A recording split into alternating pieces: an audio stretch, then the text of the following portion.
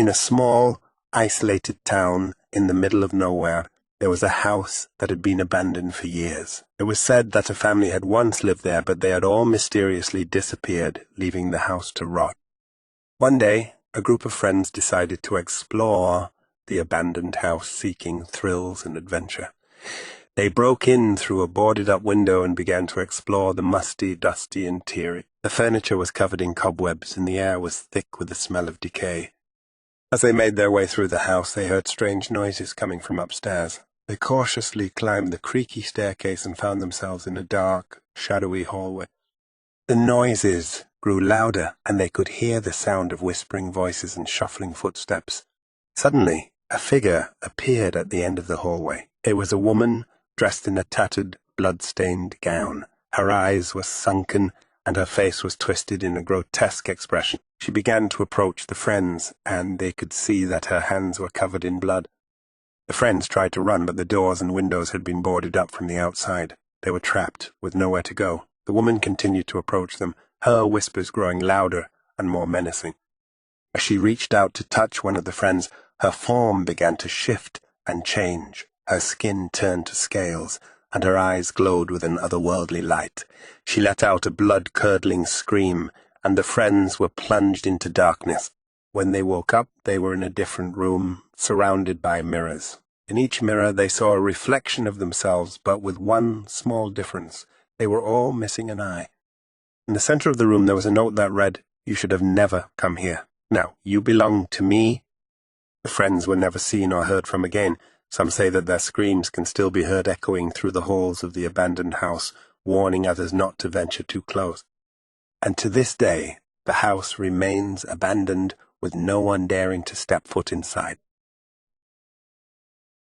There was a young woman named Rachel who had recently moved into a new apartment. One day, while cleaning up the place, she noticed an old mirror in the corner of the room. It was a beautiful antique piece, with intricate carvings in a large oval shape. But as she looked closer, Rachel noticed that the mirror seemed to be reflecting something different from the rest of the room. She couldn't quite make out what it was, but it seemed like a shadowy figure standing behind her. She quickly turned around, but there was no one there. She shrugged it off and continued with her day. That night, as Rachel got ready for bed, she looked into the mirror again. This time she saw the figure more clearly. It was a woman with long hair and a pale face. Rachel tried to look away, but she couldn't. The woman in the mirror seemed to be staring back at her, with a look of pure terror in her eyes. Rachel screamed and turned away from the mirror, but when she looked back, the woman was gone. She couldn't sleep that night, and the next day she decided to get rid of the mirror. As she lifted it off the wall, Rachel noticed something strange. There was a small inscription on the back, written in a language she didn't recognize. She looked it up online and discovered that it was a warning saying that the mirror was cursed and that whoever looked into it would see their own death. Rachel was terrified. She quickly got rid of the mirror, but she couldn't shake the feeling that the woman in the mirror was still watching her even after it was gone. Once there was a small town located in a remote area. In the center of the town there was an old, abandoned house that had been vacant for many years. It was said that strange things had happened in the house and that it was haunted by the ghosts of the former residents who had died there. One night, a group of teenagers decided to explore the abandoned house. As they entered the house, they could feel a chill in the air and hear strange noises coming from the dark corners of the room. The group split up to explore different parts of the house, but soon they realized that they were not alone. As they walked through the dimly lit hallways, they began to see shadowy figures moving around them. Suddenly, one of the teenagers screamed, and the others rushed to see what had happened. They found him lying on the ground, unconscious and pale, with scratches all over his body. Panicking, the group tried to leave the house, but they found that all the doors and windows were locked from the outside. As they frantically searched for a way out, they could hear the ghostly voices of the former residents, whispering and moaning all around them. Finally, after what seemed like hours, they managed to break a window and escape the haunted house. They never spoke about what happened that night, but they all knew that they had come face to face with the supernatural and barely escaped with their lives. To this day, no one has ever dared to enter the abandoned house again. "Come forward," demanded the old woman in a sickly voice. She sat upon the throne, her hunched and withered body lost inside the regal gown and robes that long ago fit her snug. A crown sat upon her head, heavy on her brow. "Stand before me, granddaughter. Hear what I must say and do as I bid you." The young girl was trembling, but she walked forward slowly at first and stood before Queen Valda. Her hands were folded before her, and she bowed gracefully. She did not have the courage to look the queen in the eye. "Vanessa, you are young and naive," she began, her voice full of gravel. She spoke slowly, often pausing to wheeze and catch her breath. "Only 15 summers have passed since your birth. Only 15 summers have passed since your birth. I'm sure you feel that I've taught you nothing and that you feel ill-prepared to rule. That does not matter." She coughed and cleared her throat before continuing. "Rylaria will pass to you when my body fails. The recent death of your parents has deemed it so." Young Vanessa began to weep. "A queen does not cry, girl," snapped Valda. Sympathetic murmurs for the princess were whispered by the courtiers and nobles present. The queen was known for her cruelty.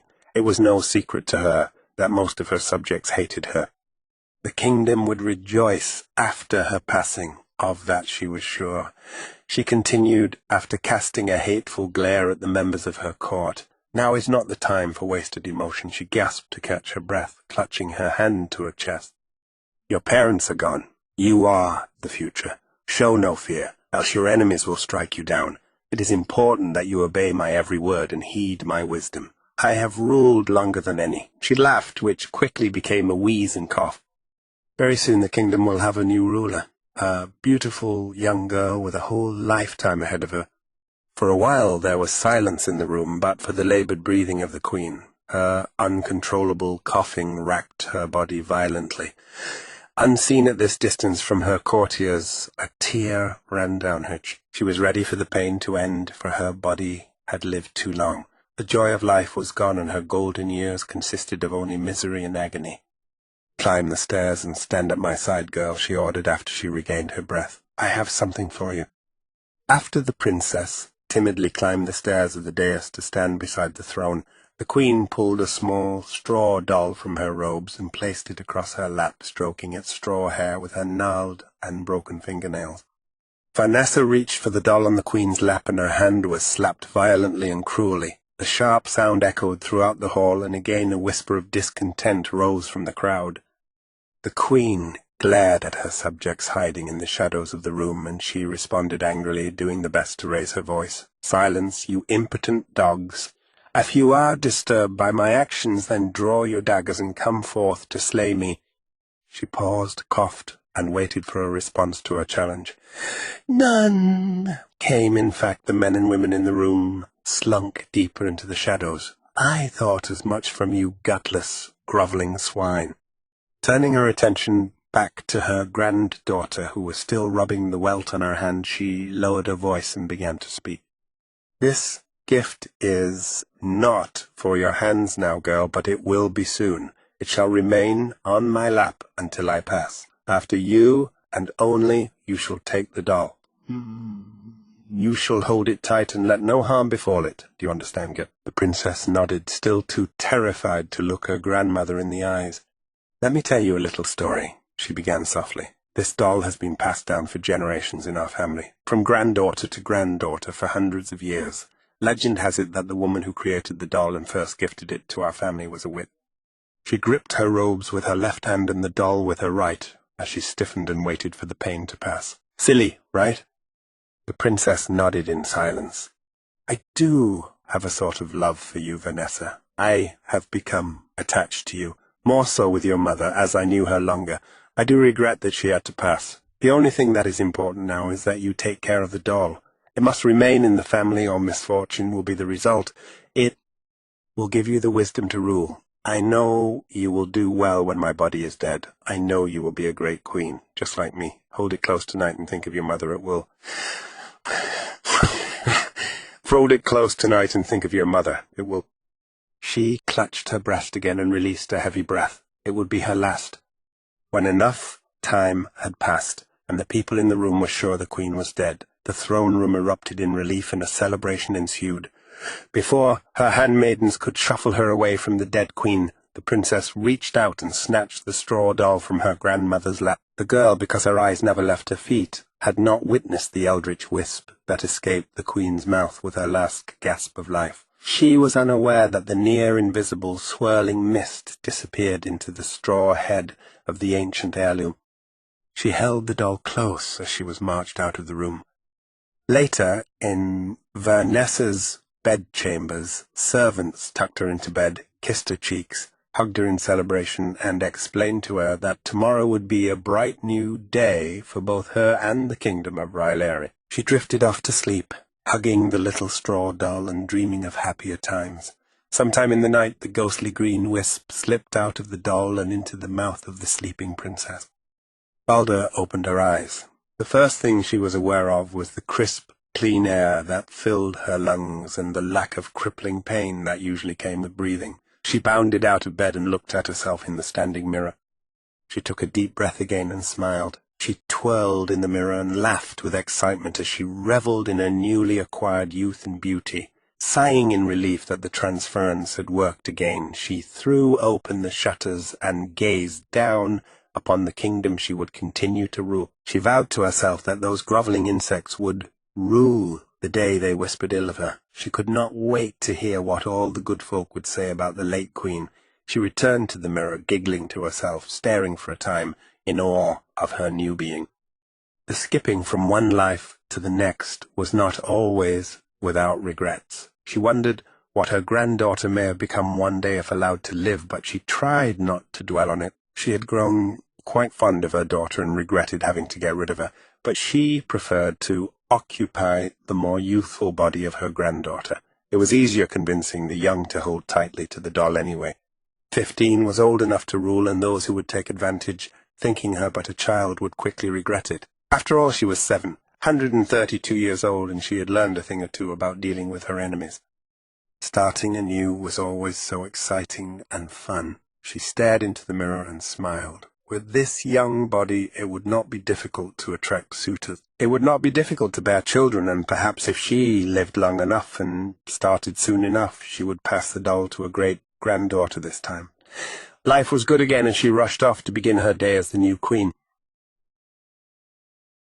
In the deep, dark forest of Ravenswood, there once lived an old woman named Agatha. She was feared and avoided by the townsfolk who believed that she practiced witchcraft. One night, a group of brave young men decided to put an end to Agatha's supposed evil deeds. Armed with pitchforks and torches, they marched towards her cottage. But as they approached, they heard strange, guttural noises and saw shadows moving inside the cottage. Suddenly, a blood-curdling scream pierced the night air, and the men ran away in terror. The next morning, the villagers discovered that the young men had disappeared without a trace. Agatha's cottage was silent and still, and no one dared to approach it. However, on the night of the full moon, strange noises could be heard coming from the forest, and some claimed to have seen the young men's ghostly figures wandering around Agatha's cottage.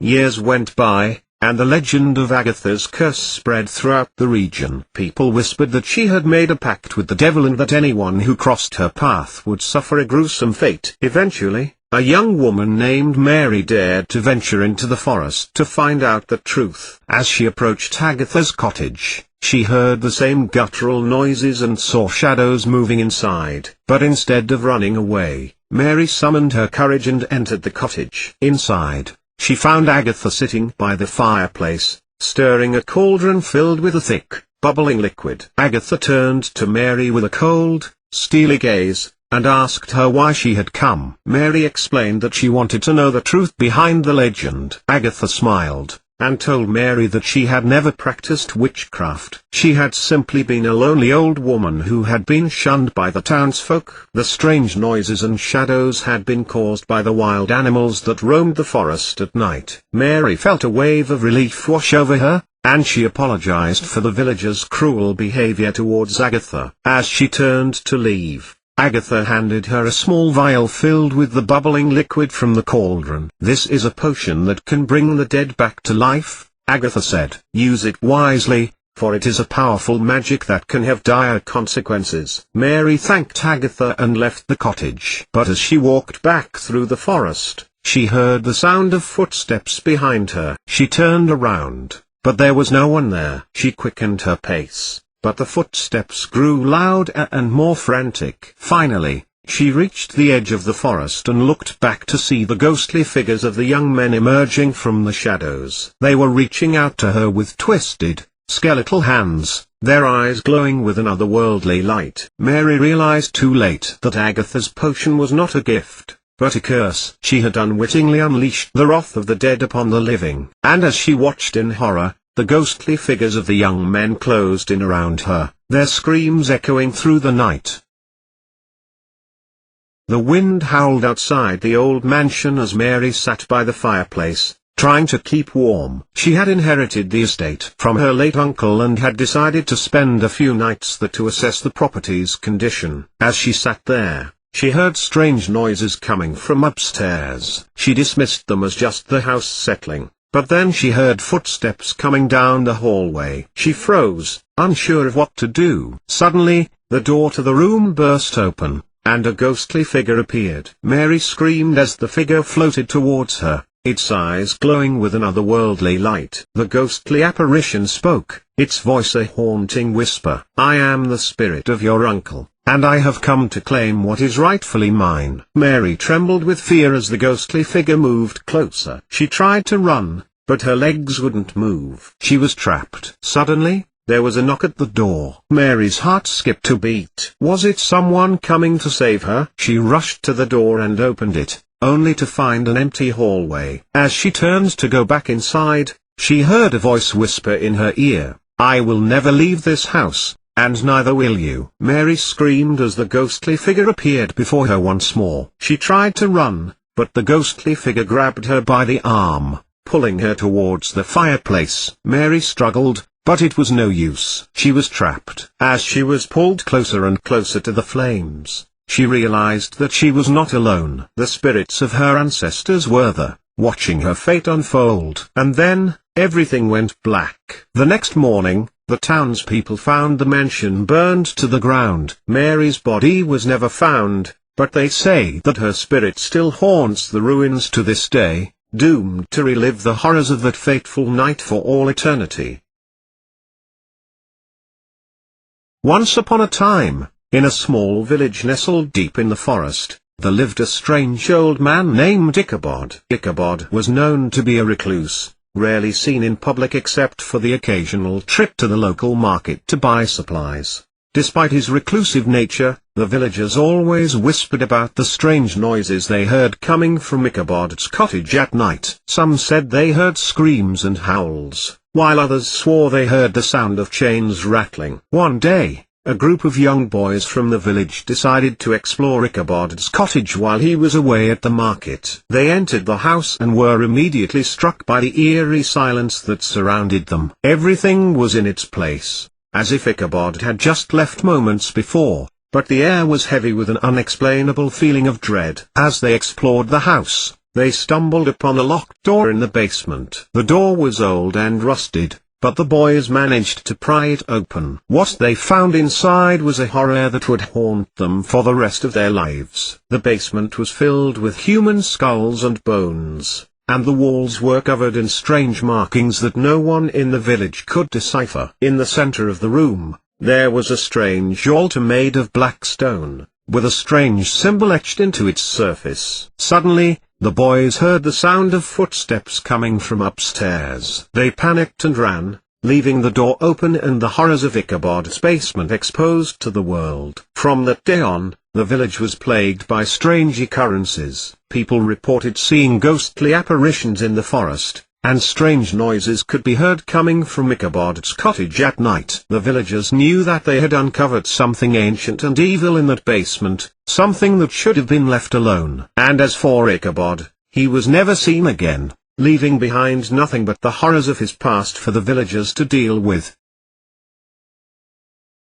In the dimly lit room, the air was thick with an eerie silence. The only sounds were the soft footsteps of a lone figure, moving cautiously through the shadows. Suddenly, a gust of wind blew through the room, causing the candle flame to flicker and dance. The figure paused, looking around nervously. It was then that she saw it, the object of her search. A small, ornate box, sitting on a dusty table in the corner of the room. She approached it slowly, feeling a growing sense of unease. As she reached out to touch it, she felt a chill run down her spine. She hesitated for a moment, but then, with a sudden burst of courage, she reached out and opened the lid. What she saw inside made her gasp in horror. The box was filled with a jumble of bones and decaying flesh, arranged in a grotesque and unnatural pattern. The stench of death filled the room, and she felt her stomach heave in revulsion. She tried to close the lid, but her hand seemed to be frozen in place. Suddenly, she heard a low,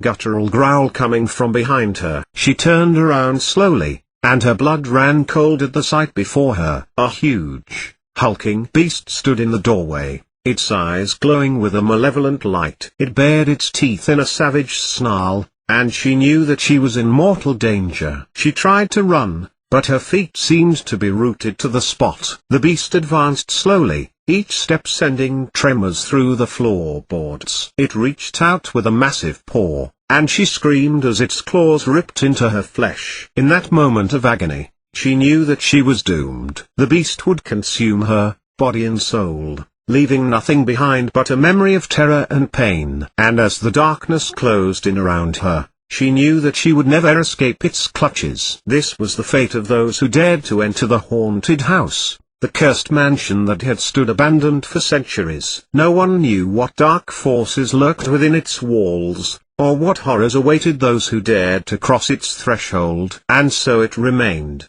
a silent, brooding presence on the edge of town, a constant reminder of the evil that lurks in the hearts of men.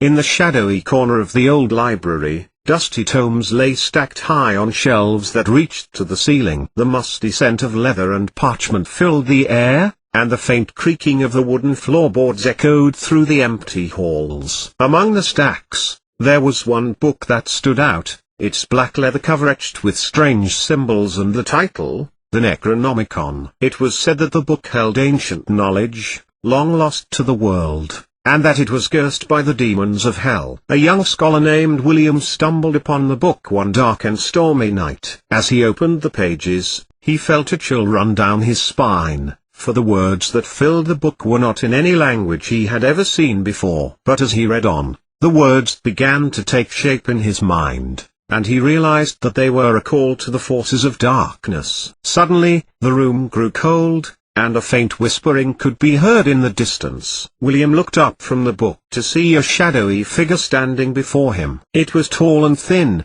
with glowing red eyes that seemed to pierce his soul. William tried to run, but he found that his legs were frozen in place. The figure began to approach him, and William could feel his heart pounding in his chest. He could hear the creature's voice now, a guttural growling that spoke of unspeakable horrors. The figure drew closer, and William could see its features more clearly now. It was covered in scales, with long, razor-sharp claws and a mouth filled with rows of jagged teeth. Suddenly, William woke up, gasping for air. It had all been a nightmare, or so he thought. But as he looked down at his hands, he realized that they were covered in blood, and that the book lay open beside him. From that day on, William was never the same. He became obsessed with the Necronomicon, spending all his waking hours studying its secrets. And as he delved deeper into the book's dark magic, he began to lose touch with reality, until he too became one of the cursed creatures that haunted the halls of the old library.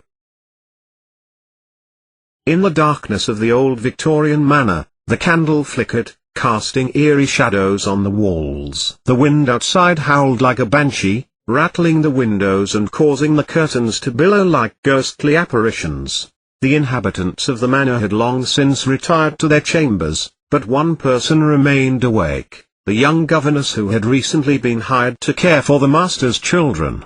As she sat by the fire, reading a book, she heard a creaking sound coming from the hallway. She tensed up, her heart racing as she listened for any other sounds. Suddenly, she heard footsteps. Slow, measured footsteps, as if someone was pacing back and forth in the hallway. Her mind raced with fear as she imagined all sorts of horrors lurking outside her door. Then, without warning, the footsteps stopped. The silence was deafening, and the governess was sure that she could hear her own heartbeat thudding in her chest. She summoned all her courage and slowly got up from her chair, holding her breath as she approached the door. With a trembling hand, she reached for the doorknob and slowly turned it, pushing the door open with a creak. There, standing before her, was a figure she could barely make out in the dim light. It was a woman, dressed in a long, flowing gown, her face obscured by a veil. The governess stepped back in fear, but the figure did not move. Instead, it held out a bony hand,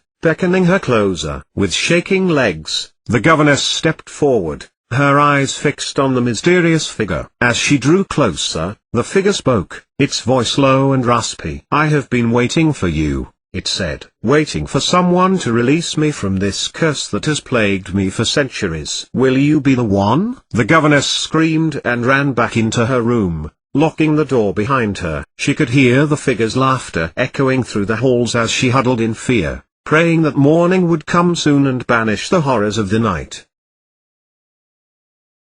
My hands desperately clung onto my jacket, pulling onto it to gather up all the warmth I could. The fabric that laid against my skin sheltered my skin from its harsh touch. My eyes were glued to the floor, seemingly protecting my eyes from the wind's harsh gusts. Leaves toned with Tangerine Twist and shaded with Cranberry Crunch whirled at my feet, dancing through the air as that harsh wind guided them away from its own touch. "I feel like this is a bad idea," my voice called out, my feet taking louder and rather rapid steps to reach our destination. "Why did we decide to do this again?" Lifting my gaze from the floor, I couldn't help but allow a smile to be painted upon my lips as my shivering hand reached out toward it. Taking a sharp breath in, I allowed myself to push it open. We were greeted with a large and long squeal from the gates in return from disturbing it. Shuddering from the sound, I walked in as my friend followed me like a lost lamb from behind. "I told you, we have to do this before we face reality, you know." His voice was gentle with a clear lingering sense of joy standing firmly behind those words of his. "We've got to do silly and reckless things before we grow up, right?" Walking around, those same leaves had returned just to be crushed beneath my steps against the sticky mud. "Yeah, okay," I mumbled, catching my fingertips in some cobwebs which seemed to stick to my fingers. "So we just sit here and wait for spirits to arrive?" Kicking away some leaves, I found a small circle of cracked concrete and sat there leaning my back against it. It wasn't exactly clean, but that was the least of my worries. "Exactly." He sat beside me, a grin from ear to ear causing me to laugh a little. He was always so playful. I adore that about him. He's always been such an incredible friend, so I couldn't just turn down his invite to go to a strange graveyard, though that wasn't really the reason. He had been nagging me day after day to come and visit him, so I felt like I had no choice. Why we just couldn't hang out at my place was clearly beyond me. Taking in another shaky breath, the cold took over my entire body, yet the wind seemed to whisper a gentle song. I couldn't see much. Only the floor surrounding us both was in sight. Staring upwards, the moon was shimmering down against us both and it lit up all of the stars around it. Those stars were blinking at us both, seemingly granting any hidden wishes that I could mumble beneath my jagged breathing. Then again, once I shut my eyes, I couldn't help but think they were watching us instead rather than granting us wishes, waiting for us to become one of them. Darkness blanketed everything. The trees and leaves that swung away from them, the graves that littered the ground and the fence that surrounded us, keeping everything in rather than out. "I'm pretty sure we're going to get murdered before we see any spirits, Jamie." His laughter hung in the air as his fingertips glided through his brown curls. I felt as if I was just winding myself up. Why was I so scared, and how on earth was Jamie so comfortable when I was absolutely terrified? I seemed to hyperfixate on every little movement and everything that surrounded me. The barrier between comfort and I was the lingering yet well-known darkness that clung to everything around me. "Trust me, we're going to be okay." His words may sound comforting, but in my situation they just sounded like empty promises. Trust me. Shuffling in my pocket, I pulled out a few sweets that were accompanied by sticky wrappers. The foil crinkled against my touch as I opened one, popping it into my mouth. "Want one?" I mumbled against the sweet in my mouth. "Nah, you're good." Nodding, I shoved the rest back into my pocket before my eyes met a light in the distance before disappearing shortly afterwards. "Hey, Jamie," I leaned forward, my eyes squinting along with my breath getting caught against my throat. "Did you see that?" Jamie moved forward, his eyes trailing onto the darkness before him. "No. What was it?" He seemed confused as I was pretty frantic, yet the tension that had grown could be sliced in half from the loud and rather obnoxious chewing from me. "Did you see something?" "Yeah, it was a light." My finger pointed toward the distance, the wind blowing once again only to ruffle the leaves and add a few more to the collection at my feet. "Just a light?" "I'm pretty sure it could have been a car." He leaned back once again, staying beside me and smiling. "Don't worry so much. Focus on the bigger things." Through his words, I realized how idiotic I must have sounded to him. He was right, I was panicking over nothing. I suppose I was just tired.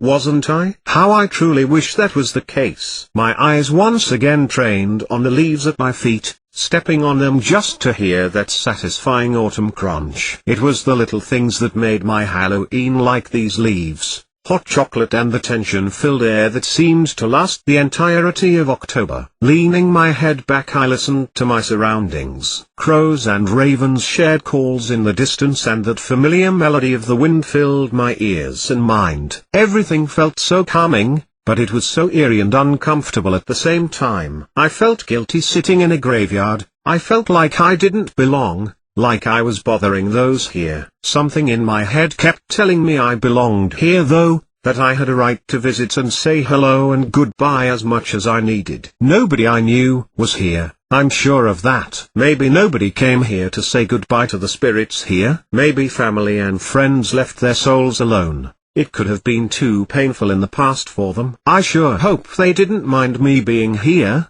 I really didn't fancy bringing a spirit home with me. Looking back in front of me, my eyes trained on that familiar flash of white light again. "Jamie." My voice trembled, gazing at him with fear clearly written all over my face. "I see it too. I think it's a torch." He was strangely calm sitting beside me, his hands resting gently against his lap with his eyes trailing on the flashes of light we were spotting between the tree's delicately shaded leaves. "It is Halloween. I'm guessing others have stopped by to do some ghost hunting." For some reason, fear practically stabbed me in the stomach as I took a sharp and shaky breath inward to fill my lungs to attempt to suppress some fear. "Let's get out of here. I don't fancy taking my chances." Shuffling to my feet, I once again clung to my jacket before I felt his hand grip onto my shoulder. "No, please." For some unknown reason his voice sheltered a sense of desperacy. "Let's stay here,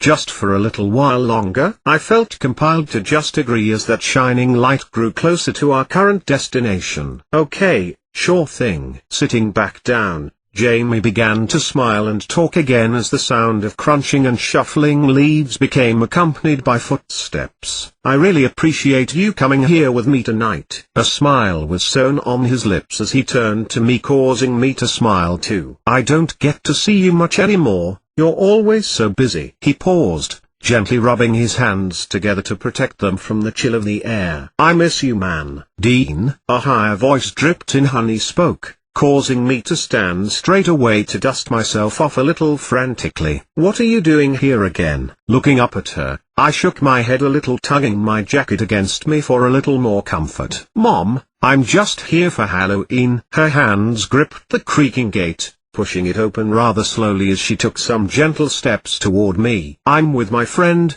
we're fine. I'm going to be back soon anyway. Right, Jamie?" "Sweetie." Her voice trailed off as she reached for my shoulder with her eyes filling rapidly with concern. "Jamie's dead?" What? Anger filled my body along with a large amount of annoyance. How the hell could somebody say such a thing? "Mum, he's right here. Don't be rude." "What did he ever do to you?" Turning behind me, my hand reached to pat Jamie's shoulder. However, due to my absolute horror, he wasn't there anymore. She sighed, crouching down and shuffling about in her bag before bringing out several anemone flowers and placing them gently upon a grave before us. I kneeled down myself, my eyes frantically scanning the words on the grave, which was beginning to be coated with strands, vine and flowers that had grown against the dirt. It was Jamie's grave. He had died. Dean, he died a while ago, remember? Her voice was drowning in a sympathetic tone, and for some reason that just increased the mass of annoyance filling my body. He was with me a second ago, I swear. Once I spoke those words, the memories my mind tried to endlessly suppress came flooding back. Our friendship,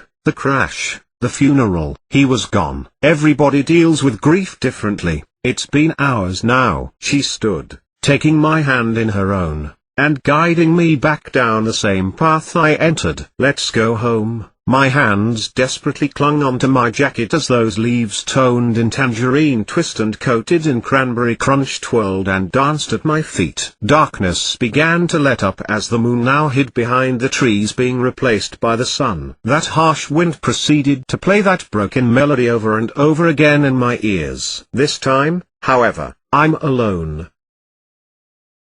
Once there was a small, isolated town nestled in the mountains that had a dark secret. Every year, on the night of the winter solstice, a group of people would go into the forest and never return. No one knew what happened to them, but everyone suspected the worst. Despite the danger, a group of friends decided to investigate the disappearances. They hiked into the forest, and as they ventured deeper, they began to feel as though they were being watched. The trees seemed to grow taller and more menacing, and the air grew colder and thicker. As they approached a clearing, they saw a group of people gathered around a large bonfire, chanting in a language they didn't understand. The friends hid behind some bushes and watched as the group began to dance around the fire, their movements growing wilder and more frenzied. Suddenly, a figure emerged from the shadows, its eyes glowing red in the flickering light. It was a creature unlike anything they had ever seen before, with twisted horns, a forked tongue, and razor-sharp claws. The creature spoke to the group in a guttural voice, and they responded with fervor, their eyes glowing with a mad intensity. The friends were paralyzed with fear, unable to move or even breathe. They knew they had stumbled upon something unspeakable, something that they were not meant to witness. The creature turned its attention to them, and they knew they had to run for their lives. They sprinted through the forest, branches whipping at their faces and feet stumbling over roots. Behind them, they could hear the pounding of the creature's hooves, getting closer and closer. They burst out of the forest, gasping for air, and collapsed onto the ground. When they looked back, the creature was gone, and the forest was still. They had escaped with their lives, but they knew they would never forget what they had seen. From that day on, they warned others never to venture into the forest on the night of the winter solstice, for fear of what lurked within its shadows. Once upon a time, in a secluded mansion nestled deep within the woods, there lived a family named the Johnsons. The mansion had a dark history, with rumors of mysterious disappearances and strange occurrences that had plagued the property for decades. Despite the warnings from the locals, the Johnsons, consisting of Mr. and Mrs. Johnson and their 2 young children, decided to move into the mansion, enticed by its grandeur and the allure of living in seclusion. From the moment they moved in, the Johnsons experienced unsettling events. They heard strange noises in the middle of the night. Doors would slam shut on their own, and their belongings would go missing, only to reappear in inexplicable places. They brushed off these occurrences as their imagination playing tricks on them, until one fateful night Mrs. Johnson woke up in the middle of the night to the sound of giggling coming from the children's room. She went to investigate and found her children standing at the window, staring out into the darkness with wide, vacant eyes. They claimed that a little girl had appeared outside their window, beckoning them to come play with her. Mrs. Johnson looked outside, but there was no one there. As the days went by, the strange occurrences escalated. The family would hear whispers in the walls, and shadows would dart across their vision when they least expected it. Mr. Johnson decided to conduct research on the history of the mansion and discovered a dark secret. It turned out that decades ago, A little girl named Emily had lived in the mansion with her family. She had disappeared under mysterious circumstances, and her restless spirit was said to haunt the mansion ever since. Locals believed that Emily's spirit had lured people into the forest, never to be seen again. The Johnsons realized that they were being tormented by Emily's spirit, and they knew they had to find a way to appease her restless soul. They sought the help of a local medium, who performed a SA-copyright dance to communicate with Emily's spirit. During the SA-copyright dance, Emily's spirit revealed that she was lonely and just wanted to play with the Johnsons' children, as she had no friends in the afterlife. The Johnsons, with heavy hearts, decided to leave the mansion and move back to the city, but not before organizing a heartfelt farewell for Emily's spirit. They held a memorial service in the mansion, offering flowers and prayers for Emily's soul. As they said their goodbyes, they felt a sense of peace descend upon the mansion, and the strange occurrences ceased. Years later, the Johnsons returned to their mansion to find it abandoned and in ruins. Locals claimed that the mansion was still haunted by Emily's spirit, and the Johnsons' tale became a local legend. To this day, the mansion remains empty, a reminder of the horror and mystery that once lurked within its walls. The screams just won't stop. Every night, I hear them, echoing through the dark hallways of our house. Shuddering, I huddle into a corner, hoping that someone would hear them and send help. But I think that is too much to ask. Nobody has come before as well. Our house is on a hill, overlooking a village. Tonight, the bright moon shines a shimmering blanket over us, but there is not a soul outside. Wait. Is that a door creaking open? I pull back into a corner of the bed, eyes fixed at the door as it slowly opens. A little girl in a white frock enters. Deep channels of tears mar her cherubic face, and in the pale moonlight, I see a few drops of ruby red on one side of her lips. She sits down on the bed, burying her face in her hands. A part of me is swamped with pity, but another is too scared to move. Just then, the half-open door bangs open and a huge figure sways in. It is a burly man with a half-broken bottle of a broken bar wine. Even in the din, I can make out the sheer drunken frenzy on his face. Before I can react, he bellows, "It's your fault. You are the reason why she left me. Had you not been born,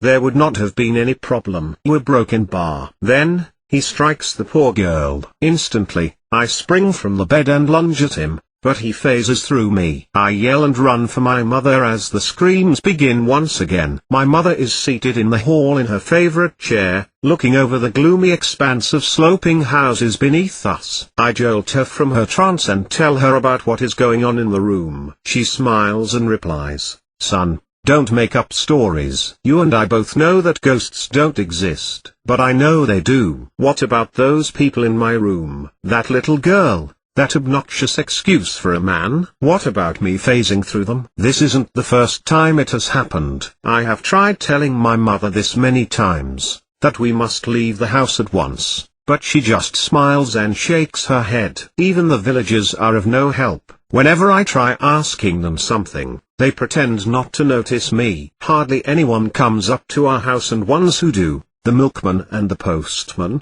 they seem to be very eager to leave as fast as their legs will carry them. After many attempts, I managed to eavesdrop some information. Apparently, this house, or hilltop as it was called then, was owned by a wealthy country squire, some 100 years ago. Pretty mundane name. The squire had a wife and a child, but nobody remembers the gender now. The squire was adored by friends and family alike. He was kind to everyone and had a unique way of leaving people in smiles after every conversation. This was until he met a certain woman at the tavern one night. Completely enamored by her, the squire started a radical descent into misery. He began neglecting his family in favor of spending more time at the tavern. Stories of late-night dalliances and dishonorable conduct started spreading, but when they reached the wife, she refused to believe any of them. Until one day, she disappeared. Nobody knows what happened, and when they asked the squire, He responded with rage that his wife had gone to meet her parents. Gone was the cheery lord of Hilltop. What stood before them was a man so consumed by the fires of lust and liquor that he did not care about right or wrong anymore. The prolonged absence of the lady raised several eyebrows, and eventually, rumors of her never having left the house made the rounds. All of this was too much for the mistress of the squire. Tired of being the target of public disapproval and refusing to commit to the squire because of his child, she decided to end things with him. Apparently, he did not take this well. There are accounts of him going down on his knees, begging her not to leave him. But she did, and rightly so. Soon after, the squire stopped coming to the village often. The few times he did, it was to buy alcohol, food, and other provisions. Any attempts at exchanging pleasantries with him were met with so fierce a scowl, that people started avoiding him like the plague.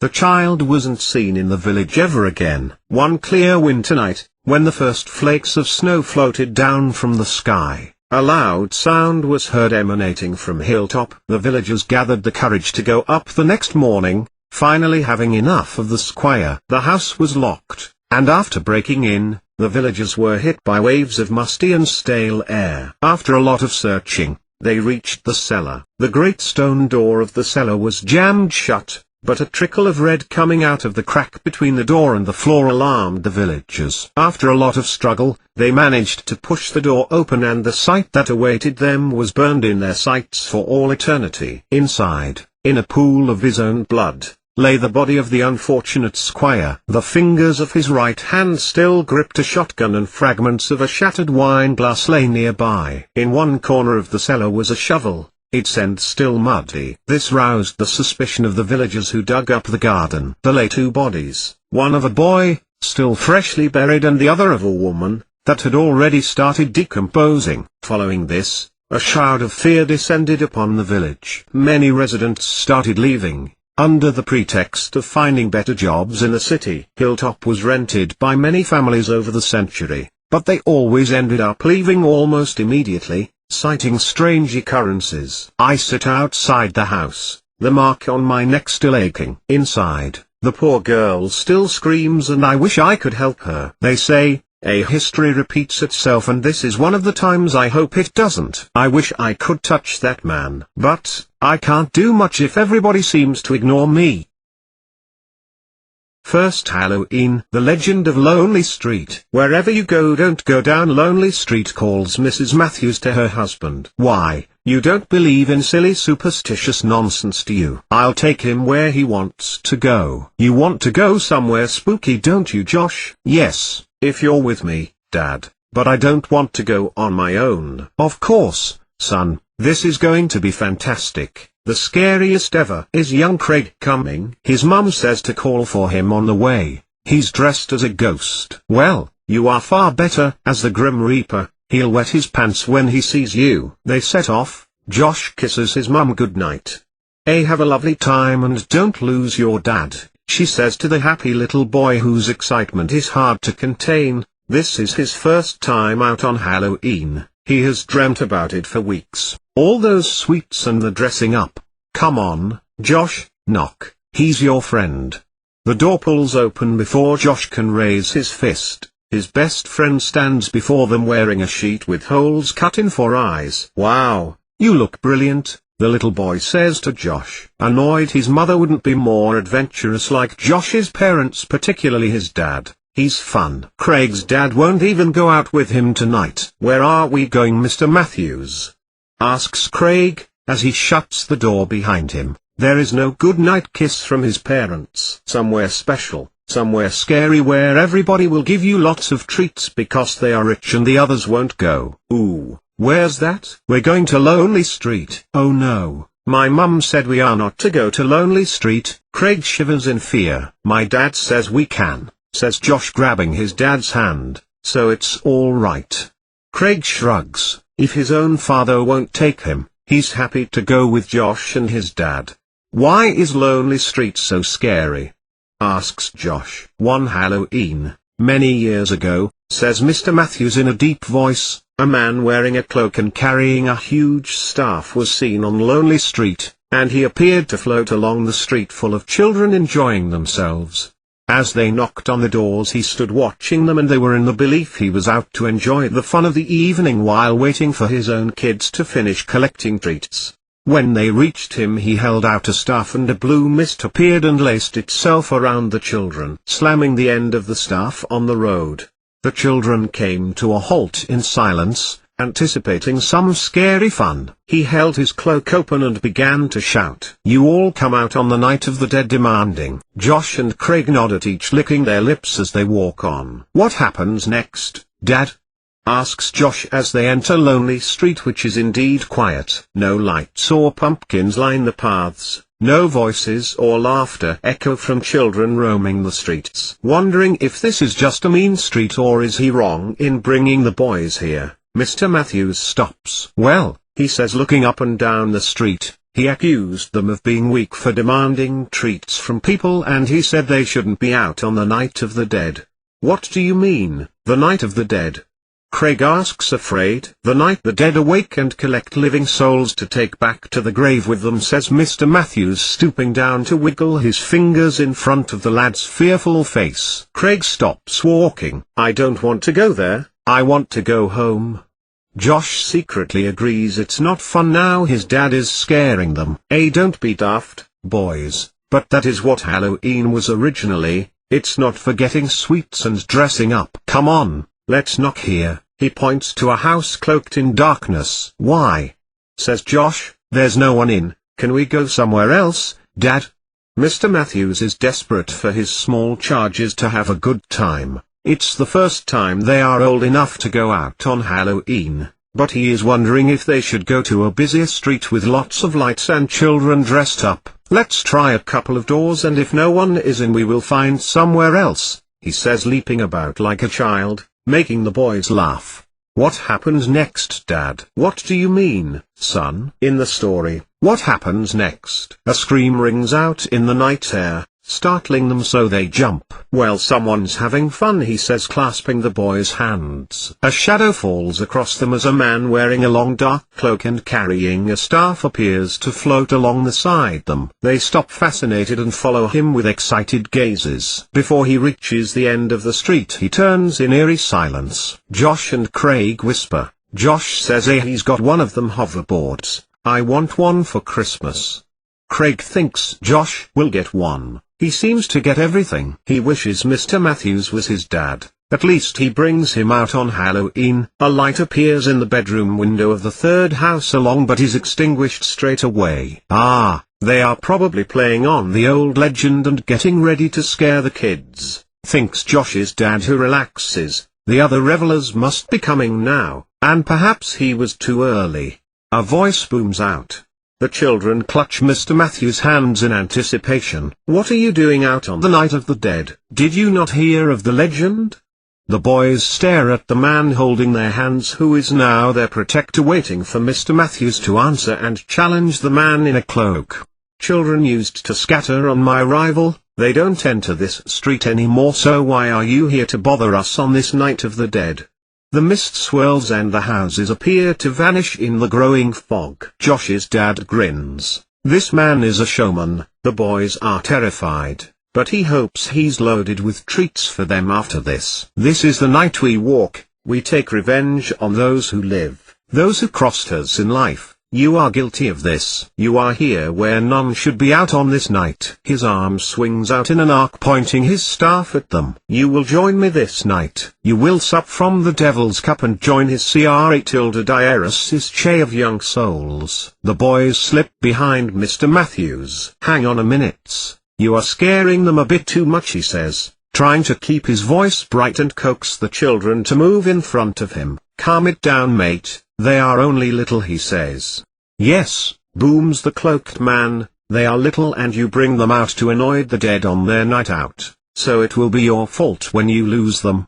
Come on boys, we're going." Mr. Matthews turns around. He wants to get away from this nutter, but he can't see the road smothered in a thick fog. He doesn't know which way to go as the fog swirls around their feet. His heart beats faster as he tells himself not to be stupid. He walks a few steps, but the man in the damn cloak is before him, blocking his way. The boys scream. "Good. I like that," says the man as he raises his staff once more. Mr. Matthews backs away. The boys cry out, "I want to go home, Dad," says Josh. Craig sobs on his friend's shoulder. "Look, mate, enough. You are terrifying them. It's time to offer the treats. I think you are taking this too far." The cloaked man raises his arms. His cloak flies open with a gust of wind. Josh's dad has had enough. He is going to smack this bloke in the face in a minute and scarper, and he'll report him in the morning. He wants locking up. A small whirlwind dances around the bottom of the cloak as the night fills with screams and sobs all around. The whirlwind grows and tugs at the boys, who hang on to Mr. Matthews, whose screams join theirs as they are ripped from his grasp. The boys land inside the cloak. The man closes his arms and disappears as Mr. Matthews slumps to the floor. The last words he hears are, "You will remember the legend of Lonely Street forevermore. This will teach you to walk out on the night the dead roam the streets." The morning newspapers report a man is being held for questioning after the disappearance of two small boys, one his own son. He came out with a fantastic story of a cloaked man taking them off in his cloak. Police are appealing for witnesses. People on Lonely Street read the story. No one saw anything. They don't go out on the night of the dead. There is a legend about it, and they won't test it out as some simple souls do, those who pay the price by gifting their children to the devil. Within the Gritton suburbs lies a secret. Jackson Hurst and his family had just moved to the Gritton suburb neighborhood, moving from a loud, busy city to the quiet, empty suburban. The Hurst family consisted of Jackson, his husband Terence, their adopted twin daughters, Naomi and Talia, who are 6 years old, their adopted son, Harvey, who is 3 years old, and Jackson's biological son, Orrin, who is 9 months old. Through surrogacy, with a donor egg and a volunteer surrogate mother, they were able to have their own son. Jackson and Terence had decided that Jackson's genes were better, due to a hereditary condition that Terence's family had. Due to the high demand of Terence's job, the Hurst family hired professional decorators and interior designers to set up the children's rooms. Each of the children would be able to have their own bedrooms, the twins would not have to share with each other, and Harvey wouldn't have to share with the baby. The family also had a nanny to take care of the baby whilst the twins were at school, and Harvey was in nursery 3 days a week when Jackson was working. The professional interior design and decorators had completed the girls' bedrooms within the first week. Naomi was in love with her pale blue and purple bedroom, and Talia was so excited by her bright green and green bedroom. Their rooms were matching in layout, furniture and decorative items, just in their individual colors. They both had beautiful high-rise beds with desks underneath, a large chest of drawers and a tall 3-tier wardrobe, which would change into a 2-tier wardrobe as the girls got older and their clothes changed. Within the second week the boys' rooms were completed. Harvey's room was decorated in yellow with dinosaurs running across the bottom of his walls and cars racing up and down his walls. He was given a big boy bed with drawers underneath, a large wardrobe with shelves on one side and double hanging rails on the other, a giant stuffed dog and a short chest of drawers with a changing mat on top which would become a desk when he was old enough to need one. Baby Orrin's room was decorated in pale grey with brickwork design across the wall behind his cot, which would become a toddler bed when he was big enough. A large chest of drawers with a changing mat on top and a cozy plush pale brown rug in the middle of the room. Harvey loved his dinosaurs and racing cars, and Orrin slept very well and was calm and happy in his bedroom. Each of the children's windows had beautiful oak wood shutters and white curtains, with trim across the top of the curtains of each of the children's rooms. As an extra, Jackson paid for the interior decorator and designers to also set out his and Terence's bedroom too. Their room was painted in a beautiful lilac over the top of a diamond-shaped textured wallpaper. Their large queen-size bed was positioned in the middle of the wall opposite the large window, which was draped with ivory curtains with gold trim across the bottom of them. A large walk-in wardrobe was set out with shelves on one side and hanging rails on the other, with a large floor-to-ceiling mirror on the back wall of the wardrobe. After the first 3 weeks of living in the Gritton suburb neighborhood, Terence's hereditary condition presented itself. Terence was a hybrid. His mother was a vampire, and his father was a werewolf. As a hybrid, Terence was affected both by the change of day into night and the moon. As a child, Terence and his family had been prepared for each change, whether it was to his dark form as a vampire or into his animal form as a werewolf. They had a specific place within their large city home, just like Jackson had made for him at their city house, but they hadn't quite got to making the hideaway before Terence changed. Usually it was very easy to keep track and predict when he was to change. However, due to the change of location, a good distance from where they had come from, the change came earlier than predicted. This change, Terence had his werewolf side take dominance over his vampire side. Terence and Jackson were taken by surprise one summer evening, whilst playing in the garden with the twins after putting baby Oren and Harvey to sleep for the night. Terence began to feel the change coming as he was starting up the fire to make the girls s'mores. His stomach growled furiously. His legs started to feel wobbly and as though they were full of pins and needles, and his vision started to turn to grayscale. "Jackson, take over, it's happening," Terence quietly exclaimed, with a snarl, as he winced in pain. Jackson pulled the matches from Terence's clutched hands and walked him slowly to the shed that had been left in the garden by the previous owners. Jackson pushed his husband into the shed and closed and locked the door. "You should be okay in here. I'll take the girls inside to make s'mores on the hob. I'll coma and get you in the morning. Don't worry, Terence. The neighbors are far enough away to just think there's a dog," Jackson told his husband in a sweet and informative voice. He walked back to his daughters, scooped them up and flew them indoors like little superheroes. He closed the house's back door. He locked and barricaded that one too, just in case Terence somehow managed to get out of the shed and into the garden. He closed the downstairs windows, locking them at the top and bottom, closed the shutters and pulled the curtains. As he turned the stove burners on to toast his twin girls' marshmallows, a loud screaming howl came from outside. Naomi jumped as the howl came through to the kitchen. Talia covered her ears very quickly and Jackson winced in sympathetic pain for the change that his husband was going through. A long and sleepless night later, Jackson slowly walked out of the back door and towards the garden shed, which had been able to contain Terence in his animal form. He unlocked the shed door and slowly pushed it open. The doorway opened onto a completely trashed storage space. Paint, tools and storage bins flung across the walls, floor and ceiling. He called out for Terence as he could not see him. A short rustling sound in the back of the shed gave away his location. Terence pulled a blanket off of his body with his clothes torn and frayed across his arms and chest. His trousers were now shorts and his jumper was hanging off the back of the door. Terence had managed to take it off before transforming. Luckily, before his next change, Terence and Jackson were able to turn their large basement into a soundproof sanctuary for Terence to stay, keeping himself and the Hurst family safe. The door to the basement was heavy silver-plated steel door with a large deadbolt, 2 padlocks and a key lock that could only be opened from the house side of the door.